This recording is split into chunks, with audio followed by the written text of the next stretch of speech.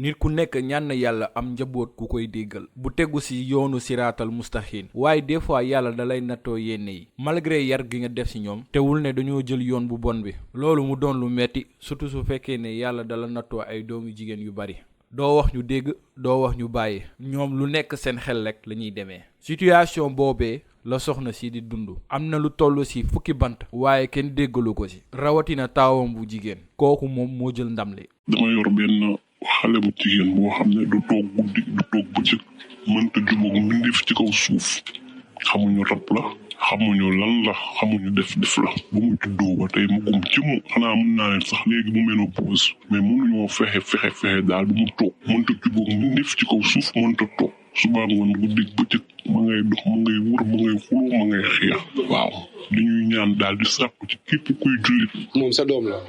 waaw maa ko jur ci sama biir. kañ nga commencé def remarque bi. ba muy xale ba léegi.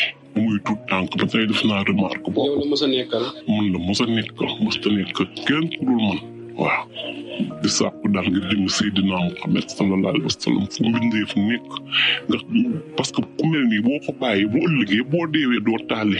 moom maanaam dox bi naka lay def bay génn ak yooyu.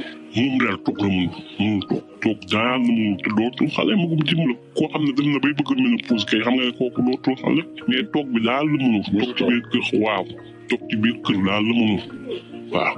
su ma sañoon fan lay dem dafay am ay xarit yu muy fréquenté wala. non du xarit sax mais toog daal la mënul fu ne lay dem fu ne amul fu muy baax. d'accord je veux dire maanaam bu fekkee da ngay dem yow xam nga ne boo jógee sa kër tey bërëb sàngam ngay dem. moom amul destination.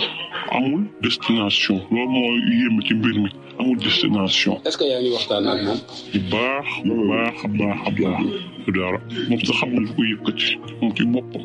dox bi moom la gën a yéem dox bi moom la gën a jaaxal te dama seetlu ne ñoom ñëpp mat nañu macha allah mat nañ presque fukki doom mais affection cofeel bi ñuy am ci man bu ñu xasee ba am juróom-ñaari at day mel ni dañ koy rocc ci ñoom di indi ay réewante di indi yeneen façon yoo xam ne daal day mel ni daal man benn monstre laa bu ñu teg rek ci seen kanam. sa doom yu jigéen yi.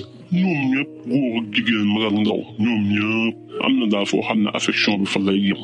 mais bu ñu xasee ba am juróom-ñaari at fukki at nga gis soppeeku bu yéemi xalaat ne mën na am muy rab wa ilaa mu am mu leneen yàlla rek xam. kon remarqué woo ko ci sa taaw bi kese mais ñeneen ñi si des ñëpp da ngaa remarqué loolu si ñoom. non ñeneen ñi moom dox bi laay remarqué si ñoom wax dëgg yàlla peut-être ñooñu côté ñàkk tefel géeg ñàkk affection bi ci moom ñàkk maa déggal loolu la côté boobu laa remarqué ci ñoom. ñàkk maa déggal ñàkk am cofeel ci man suuxa bi nga xam ne diggante njureel yaay ak doom amu ca wax dëgg fa yàlla.